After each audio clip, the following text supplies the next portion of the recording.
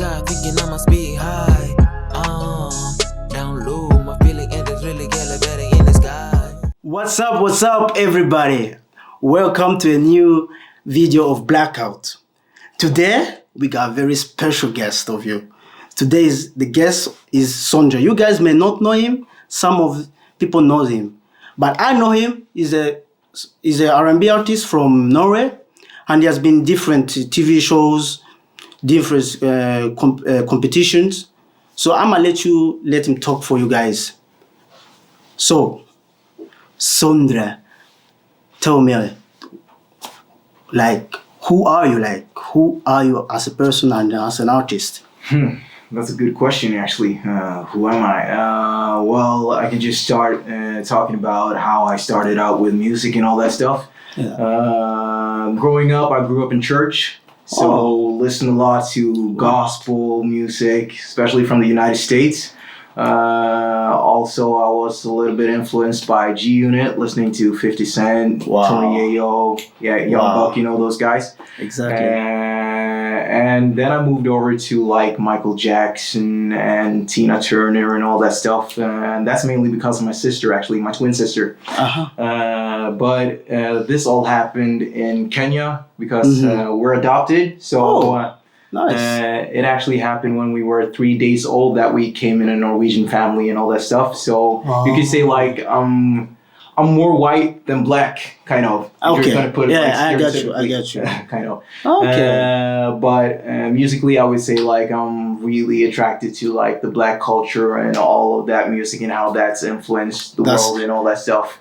That's amazing, bro. Like, for real, like that's the character that we would like to have in this environment. And as you say, like, you are from Kenya. Yeah. And you are adopted, you know, this kind of stuff, like, it may be tough. It can be tough for, like, to come to Norway, to a new country.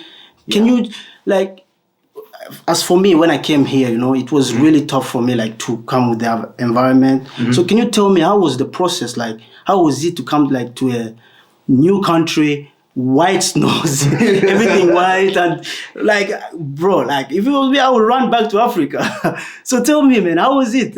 I could say that the culture difference wasn't that big, kind of, because we always went on vacations to Norway.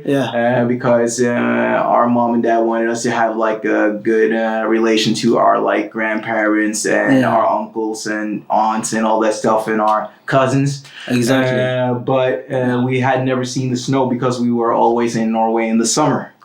So we were like looking really forward to the winter. And when we came to Norway in 2000, it was like, seeing Santa for the first time, kind of. The white Santa. Really cold. The white Santa, though. And I realized that, man, I'm not cut out for this kind of climate. Okay. Because I get cold really fast. Even though I got like really warm mittens and all that stuff, it doesn't work out for me. Because I remember the first time when I came to Norway and we was in a restaurant and I ate the food, I almost vomit.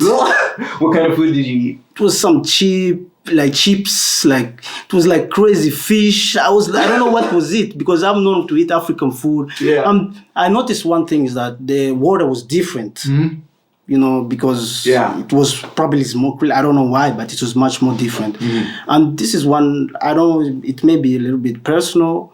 I was like thinking, like, to ask you, like, you were adopted, like, how was it as a little boy? You said you was 8 years old? We were 6 years old when we moved to Kenya. No, to Norway permanently. But it was, the thing that was like challenging was like being, the first black kids at school. There weren't anybody else. Exactly. Anyway, so, the closest thing we had was actually my fourth cousin that was adopted from India.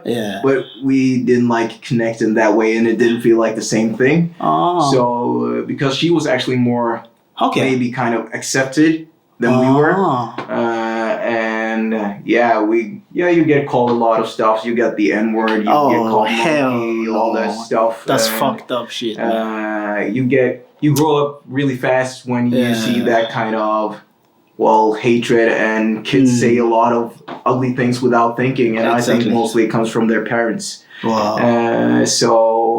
It was tough, and that's actually how I came into the music, because I used that as a tool to like process my as a feelings. motivation, exactly. Yeah. So I had a lot of anger inside Yeah, me. exactly. But, thanks to the music, I guess I didn't turn out like a violent kid or something like that. Yeah. You could be killing everybody. Yeah. I got you, man. Sometimes I just wanted to punch that guy so many times that you don't want to even know. But do you remember some of the guys who were like violent? Because that's, you were talking about racism. This is really bad stuff, because some kids, who have been growing up has this kind of issue, because it's tough. Yeah. And it's good that music is it's like a safe way that can save you, to keep you calm, Definitely. So, you are, I must say that, you are, say, inspiration for the youngsters, Thanks. Because some other youngsters get like boiled,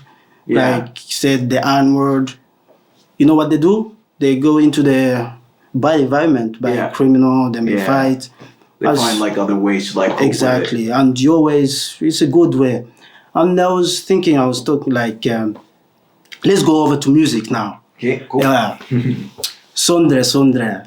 You know what? I'm gonna ask you one question though. Mm-hmm. Don't get me wrong. It may be really bad, rude. No, come on. Just hit me with it. Okay. I'm ready. Bro, are you a human?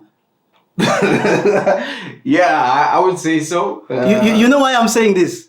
No, I'm not sure where it's coming from, but... Bro, like, you know what? Because I've been watching Stjernekamp. My brother. You killed it, man. Oh, thanks, man. Thanks. Man, when I saw that, I was like, it's not... How could you get out from that? From the semi-final, right?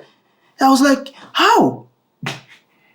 Like, for real, like, but the reason I'm saying that, if I'm asking you if you're human, because, bro, you can sing in rock, you can sing in country music, you can sing, you can sing opera, you can sing, like, disco, we call it salme in Norway, we call it salme music, like Christian, like Christmas music. Yeah. I was like, bro, this guy is not a human. I was like, I was surprised. This guy. So tell me, like, how was it? Like, tell me the process in Stjernekamp. How was it, man? Tell me. Oh, that process is one of the like sickest things I've been through in my life, because it's, when you're an artist, you gotta stay in your lane. You're kind of like, this is what I'm good at. I'm not gonna go from this to classical music and think that I'm Pavarotti or something like that. But it was something when this this girl called me up, called Vibeke, who's like the producer of the show, said, in Anarko, excuse me, in Anarko, yeah, and she was like, you really fit the bill for us to put you in this competition. I think you can grow as an artist. Wow. And I was like, not so sure about that. Let me think about it. And the first time I said no to the show, actually. What? And that was because I was going to attend this new school called Limpy that was started by Stargate. Yeah. So I went there 1 year first, and I said to her, give me 1 year to think about it and choose somebody else. And if you want me the next year, I'll say yes. And she called me up again, and I said yes. Because then I felt kind of ready. And it was really sick, because you have like 1 week to prepare one song till the Saturday that comes where you're going live on TV. Whoa. And then after that, you need to reset and go to a new genre. That's crazy. Like, for me, like, I would quit because that is too much work. Yeah. And when we had the part with the disco part and the opera at the same time, it became really, hard. That's okay. So yeah, just like tell me the process of Stjernekamp. Like, how was it to come from the new genre to another genre? Because that thing takes a lot of work, and as an artist, like in that moment, you don't have time like to think. If I was me, I would be stressing out. Like, for real. How was it? How did you work out with that thing? I gotta say, as a human being, just like you, I was stressed out all the time. Actually, because you're thinking first and foremost about the lyrics, then it's like expressing yourself, so it like goes through the camera to the viewer on the other side, and from there you gotta convey a feeling. That's like the most important part, conveying the feeling of the song. What does this song mean to me? And I want to show you as a viewer why this song means so much to me, why I chose that song. So if you like fail to do that, and that's like the most important thing, then you're gonna probably end up in the bottom and be in danger of going out of the competition. Exactly. And one thing that I was really stressed out about is like when you say yes to a TV show like that or a competition like that, you say no to a lot of other jobs.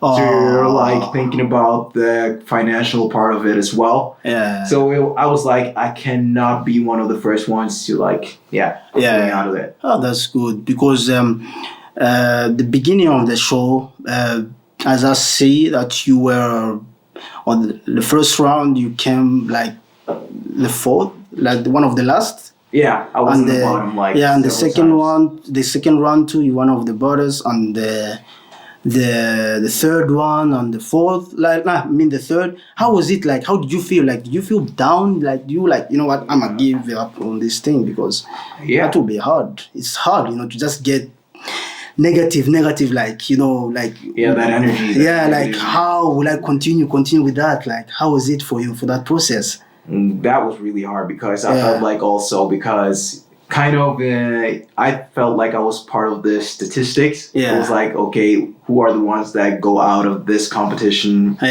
really early? It's either the black one, the old one, or like it was that kind of stereotypical thing I was thinking. Exactly. And I was like, shit, this is gonna happen. I'm gonna be out of this competition soon. And I didn't get to like show the people what I'm actually good at. Because my goal was like, I need to get to hip hop. When I get to hip hop, I'll show people what I'm good for. And this is like the closest thing I'll get to R&B. That's amazing. And you know what? The best thing, I like that you didn't give up. You stood up, you work hard, and it came to hip hop, and you killed that thing, man. Thanks. You killed that thing, and wow, bro, like you know what? The way, like, I think, was it on the fourth round or the fifth round? Yeah, I think it was the fifth round. Fifth round, the hip hop, and then you became one of the toppest, right? Yeah. Then so the fourth, you was down, and then the fifth one, you became one of the toughest. Like, tell me the hip hop thing. Like, you had a song of Carpe Diem. And the meaning, it hit me. It showed like, as we said before, like it was about racism, how you grew up. Like, how was it to work with that kind of with that song? Oh, that was like, I didn't realize until I actually started working on the song that, this is really personal stuff I'm gonna convey on this show. And I didn't actually plan on it or wanted to get that personal. But I guess that was what I needed to like get the Norwegian people to get to know me and feel like I can vote for this guy. Because he's a human being just like me, and he's been through the same things as I have. Exactly. That is good, man. I think you help a lot of like young immigrant who came to know, who has had that kind of feeling, because racism is a very bad thing, And after that, you just killed it, bro. You start singing opera. I was like, this guy is not you, man. How? The opera thing, you know what? The hip hop thing, a lot of Norwegian like that. But the opera thing, bro, it was amazing. So, like, how did you do that? It was another language, though. And it was an Italian, I think. Yeah, it was an Italian, and that was Italian. Really, wow. That was the worst part. Okay, I gotta like learn a new language, kind of. Because I was hoping actually it could be something like French, because I had French in school, so that would be easier kind of to understand what I'm singing about. Exactly. But Italian was like really hard. But the best part was that my teacher that we had for those days or that week, she was like, I can look at your face. You're like born for this stuff. And I was like, what? You crazy or something? That's good. That was like a boost, kind of coming out of hip hop with a new boost, and then getting a boost from your teacher again, saying, you're gonna nail this. Then I was like, I'm gonna do this. I'm just gonna go into character. I felt like you were more like actor, and you're more like you changed, because I was like, I've never seen a black person do like shouting like rah, rah, rah, rah. It was crazy, but that's the good word. That seems like that was like, bro, you are not human. You gotta be a Superman. So that's amazing. And so tell me, like, another way, like the last on the semi-final, you sang with with this Ulrike. lady, Ulrike. yeah, exactly. How is it to sing with another artist, like to collaborate? Like, are you good at working with other artists? Like, and how was it to work with her? Yeah, it was actually really cool, because I know Ulrike from events. So we've done jobs together, not like standing on the same stage at the same time, but we've seen each other. Okay, you're going on first for like the dinner show, and I'm coming from the party show. Cool. Wow. And we've been talking like back and forth. We should do something together and all that stuff. And suddenly, when I got the opportunity to choose another competitor from last season, because she was did she win, or she was on the semifinal? Number 2. Number 2, yeah. Oh, that's good. So you chose her because you knew she was. Yeah, I knew she was. You knew she was a dog, huh? Yeah. Yeah, she was good. Yeah, really. She has some sick vocal cords. So, yeah. And this year too, you work also on you sung with other artists. Yeah, with Ingeborg Vold. Yeah, I think her last name is not sure. Sorry, Ingeborg. Yeah, I hope she won't see this. That's the thing. But till the end, we're gonna talk about this. But did you have good connection with the show people, with the guy who won? I mean, it was Bilal, I think. Yeah. How was it to work, like to be in the environment with other artists? Like, how was it? Was it amazing? Yeah, it is really amazing, because it's like this energy. We're like, we're not like competitors. We're more like a family kind of, constellation. That's good. Oh. So that was really, you became more relaxed after like the 4th show, and you began to like, oh, he's not like my competitor in that kind of way. We're like elevating each other, and it just became more like fun. Like, oh, okay. Shit, Bilal is like sounding like a really good opera singer right now. I need to step up, and it was like just fun being in that kind of environment. That's amazing. And when it was done, so did you what was your new goal? I think my new goal was like to incorporate things that I learned from each of the genres into my own genre. Exactly. So for example, from the opera thing, that's where I really like got the most. Yeah. I learned how to expand my range, so I could like go up to higher notes that I thought that I couldn't reach.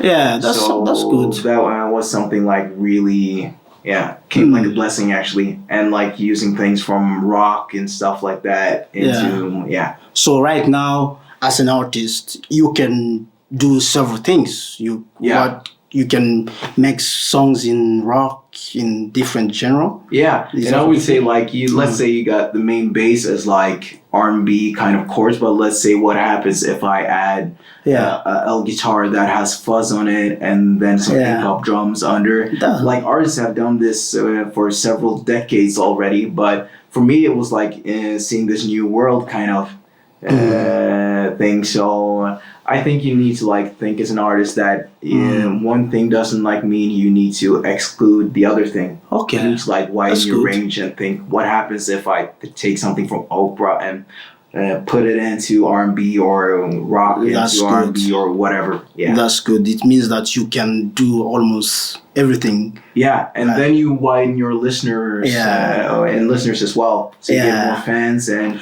I think that's good. The way global. You go global. Yeah. Global, that's amazing. That's good. And I'm gonna go a little bit back. Like, we finished with Stjernekamp. Before Stjernekamp, can you tell me like why did you come into music, or like when did you start music? Yeah, you was not a little boy. How old were you? Like, were you like a kid? Okay, I was when I started to like go for music as I want to make this my living. I think it was 20 years old actually. Wow. And the thing was that I had the plan. My plan was actually to become a doctor. So I moved to Oslo, retaking some of my subjects to like get better grades and stuff like that. And when it finally came to the part of me like beginning at the medical studies and all that stuff, I came on to this show called The Stream. The Stream, exactly. In 2016. So that's when I got my first record deal with Sony Music. And I then realized that this is what I want to do for the rest of my life. Yeah, that's amazing. Actually, Sony Music is like a big company in Norway, right? Yeah, it's really good though. Yeah. Like it means that you wanna do this kind of stuff, and so how was it hard for you like to choose being? Because our parents are like, they always want us to be this. I wanna be like my mom. I remember she told me like, you're gonna be a doctor for the first day. You have to be a doctor. You ain't going doing shit. You ain't going anywhere. You're gonna be a doctor or nothing. So I was wondering like, how was it hard for you like to know that you were like to choose be a doctor to be a musician over a doctor? Yeah, it was really tough actually because, as you said, like parents, they're really like loving and protective, so they want like the most best and safe thing for you. Yeah. So when I called my parents and said I got a record deal and I want to go for this, they were like, "Are you crazy? Wow! You can have this as a hobby, but you can't like go into that and just put away all this that you've worked for." And I was like, but I can go into medical school and study whenever I want. Exactly. I can be 50 years old and still do it. Yeah. So it took like a couple of years before they came around actually. Yeah. Wow. So, and that ended actually with I thought that I need to prove to them that I got enough money, so this is sustainable. So I saved up with money from performances to buy my own apartment. Yeah. Wow. So that was the thing that made them turn around and just say, you can do this. We give you your blessing or whatever you call it. Do you regret it? Like, do you? Because I don't regret it. I would have done it again in a heartbeat. I would have done it sooner because it's like I got this competitiveness to me that is really strong. And every single day when I wake up, I think about there's a kid on the other side of the planet that is like 10 years younger than me. And he's 10 times more talented than me right now. Exactly. And what am I doing? I'm just chilling and watching anime in the morning. Nah, I can't do that. No, I just got to hit the studio right now, get to work, then chill afterwards and do the same thing on repeat every single day. Try to link up with new people. Exactly. Try to go outside of Norway because English is like, I would say English is more my mother tongue than Norwegian kind of, especially when it comes to music and that stuff. Yeah. So that's why I'm also trying to reach outside of Norway and sing in English. Okay. Yeah. So have you reached like to other artists outside of Norway? Yeah, actually right now I'm dropping my debut album called Insomnia. So I've got a rapper on that album called Heavy. He's from Quebec in Canada. That's amazing. So I've been working a lot with a lot of rappers over there actually, and the plan was before COVID hit to go over there and work with those guys and do some music videos and stuff. But it's put on hold for now. So we just release music together, and I get some of his fan base and he gets some of mine, and that's cool. Yeah, because that's actually a good idea because it is hard to be like an artist, to put all your life on an artist, especially in Norway. Yeah, it is. Because it's a very small environment and this is, in the industry is hard. So I'm asking you this. As I said, it's very hard to be an artist in Norway. Like, what do you think of the industry in Norway? Do you think like they want people to be an artist, or do you think they give it a little hard life for the artist? That's a good question. I would say like it's a mix of both because since, as you said, the environment is so small, it's really easy to actually get that hype really fast and grow on social media and then put out a song. For example, let's say you're not a known artist and you get onto Stjernekamp and you win the whole thing. For example, Bilal. I didn't know of Bilal before Stjernekamp. Exactly. And suddenly he's there. So that's how it can happen. And when I got onto the stream, nobody knew me. I had like 400 followers and it was just my friends. Suddenly I went up to 8,000 in like one night. I was like, what happened? That's amazing. So that's the cool part about it. But I would say like the record industry or the label industry, is not good. It's not good, like the model is really old school.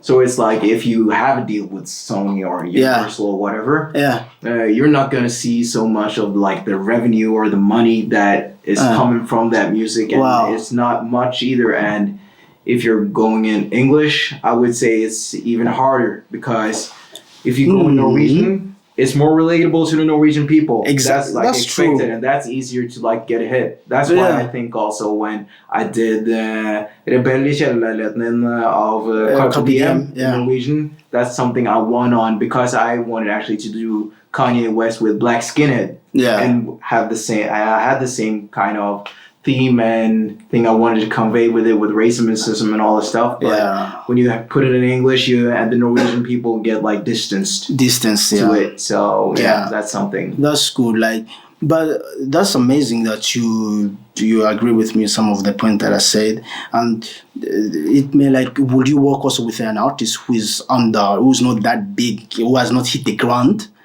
or will you rather be like, you know what, I just want to work with the biggest artist?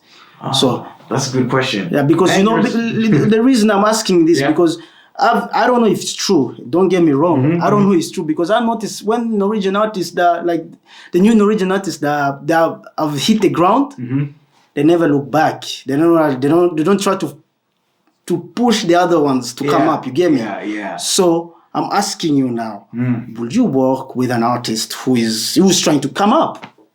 For me, I'm always about, as long as you got quality music, I'm going to work with you, because quality trumps always like the quantity and all that stuff and the clout. I don't like chasing clout, because one of my experiences, I know when I started out, I tried hitting up artists that I looked up to several times, and how did it go? It didn't go well, because they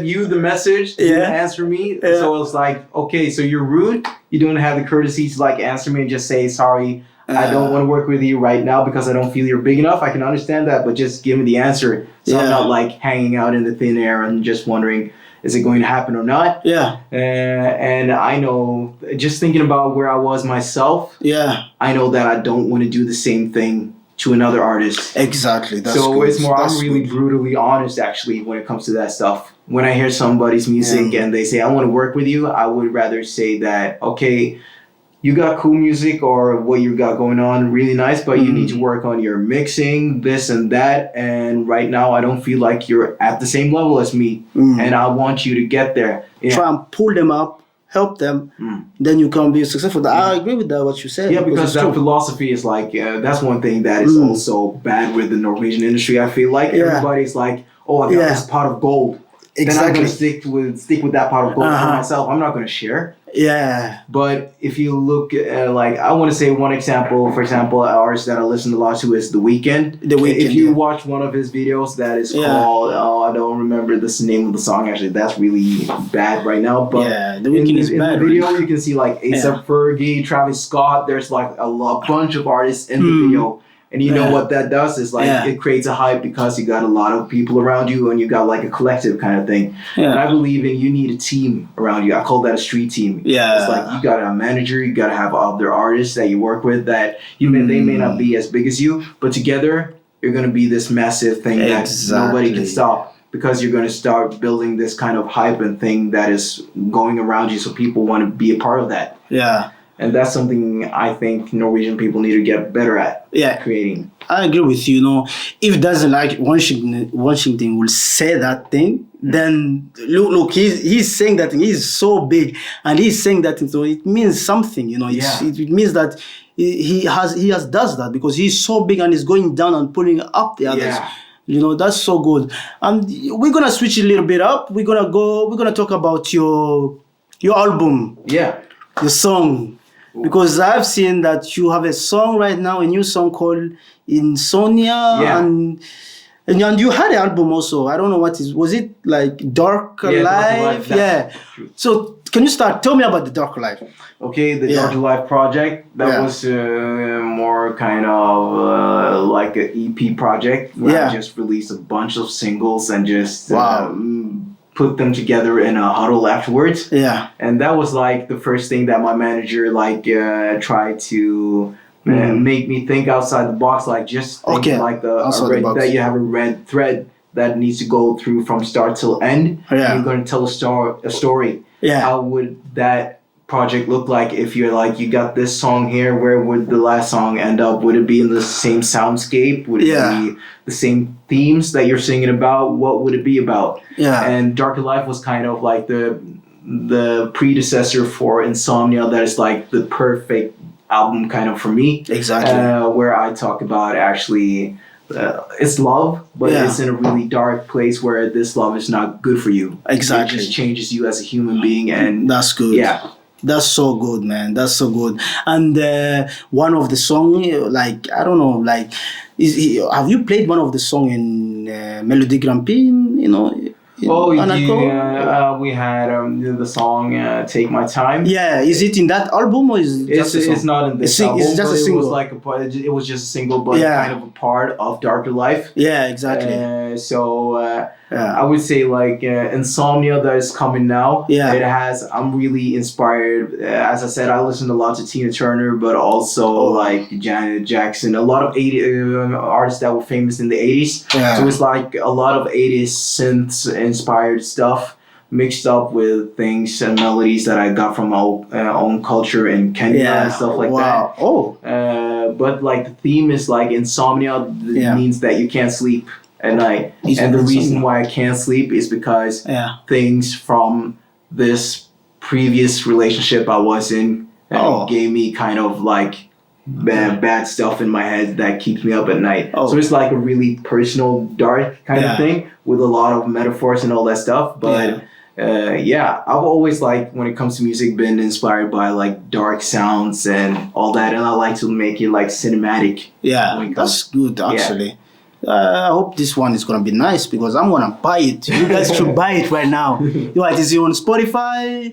iTunes, on YouTube services. Yeah, that's amazing. And like, what kind of genre? Are they just rap music, or are they just? I would say like it's a mix of R&B, synth pop, like 80s, and pop in general. So it's like a mix of three genres put together. Wow, kind of. That's amazing. Yeah. So there's no any.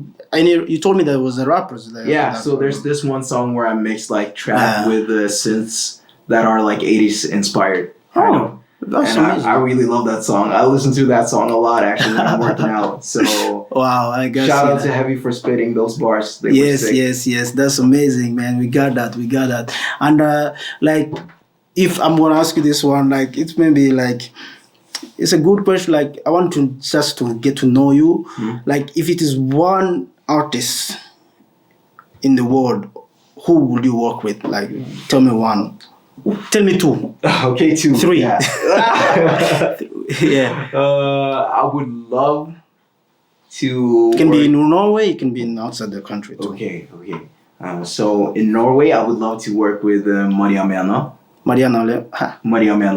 Okay. She's like, she's actually half American. Oh. Because her dad is, he's from the States or something like that. Yeah. And I would love to work with, if he was alive, Michael Jackson. That would have been that would be nice, bro. Ever. One more. I think it would be Prince. Prince? Yeah. The one who died? Yeah. Wow. So two like legends. Legends, huh? Yeah. Bro, I'm talking about the one who's alive, man. Okay, if we're going to go to the ones that are alive, I would love to work with Kendrick Lamar. That would have been sick. He's a good ass artist. Yeah, he's sick. Or Childish Gambino. Whoa. Amazing. Or, what's her name again? Is it a girl? Yeah. Rapper? Cardi B? No, not Cardi B. She's too much. Nicki Minaj. Oh. That would have been sick, actually. Yeah, let's say. But you could have got a lot of stream. You could have got a lot. That's like, if you think of the business part, it's good. Part. Yeah, we'll say Nicki Minaj. That would have been sick. That would be nice. Yeah. But what about the Norwegian? Like, when it comes to the Norwegian, Because I'm talking right now. I'm talking about the Hakims. I'm talking about the. I think I would love to work with Hakim. That would have been really cool. Artist. Shout out to Hakim. Arifu. Yeah, that would have been sick. I love his bars. He's amazing. Yeah. When it comes to female artists, maybe Astrid. Oh, she's good. This lady, she's good. And she has this like vulnerability to her voice, so that would be cool to have. But you guys sing similar to her. Like she have a very good voice. I love her voice, so that would have been cool. She's big and she's going outside the country. Like she's singing. That's you can take that as a motivation, you know. Definitely. Yeah. Okay. One of the last questions, like I wanna know, which kind of advice will you give to the younger artists who are trying to come up? You know, there are people who are struggling. The people who are trying to be big, it's not an easy task. Yeah. So what kind of advice? Ooh, that's a tough one actually, because I come from the kind of old school kind of vibe where just work hard, try to do a lot of gigs and all that stuff, and you'll get known.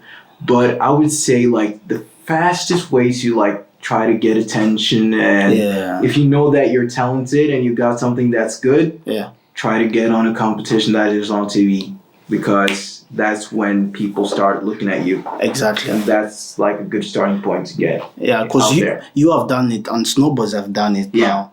So so that's amazing. And what are you gonna? Another one it's kind of a little bit tricky though. Like, what if the younger you, the 10 years of Sondrey, just think back in the day, which advice will you give that 10-year-old Sondrey? Like, I would say to the 10-year-old me that you need to just keep going. Just listen to a lot of music. Try to copy people as much as possible. The ones that you look up to. And let your voice, if you're singing or like your production, mature. Don't think too much about getting the best gear, because one of the sickest producers out there, shout out to Timbaland, he can make a sick bit with just a cup. So that's good. Just get to it. Yeah, so don't give up. Yeah, don't give up. Don't give up. Stay consistent. Yeah, you get a lot of no's, but as I say, you gotta have that Mamba mentality. Exactly. You know about it, right? Yeah. So guys. So this is the last one. Sondrey, I have to say this, bro. Thank you very much for coming here. Thanks for being here. It was great that you came here and trying to tell the people, the world about your music. We're really, really, really, really thankful. And I hope you don't give up. Work hard. We want to see you more on TV, man. We want to see you more on TV. You gotta represent us. You get me? You gotta do like Denzel once you go he's up, you gotta bring the other one up. You get me? Don't forget your brothers. Yeah, you gotta do that, huh? Definitely. Yeah, man. Just don't give up, man. Work hard. We support you, man. We're here for you. Thanks. Yeah, and everybody else, thank you guys for following this one. And remember to subscribe, comment, and remember to go on Spotify and listen to Sondrey's new album and his new songs called Insomnia, I guess. Yeah. So we'll be back right about you. See you. Sky high, looking in the sky, thinking I must be high.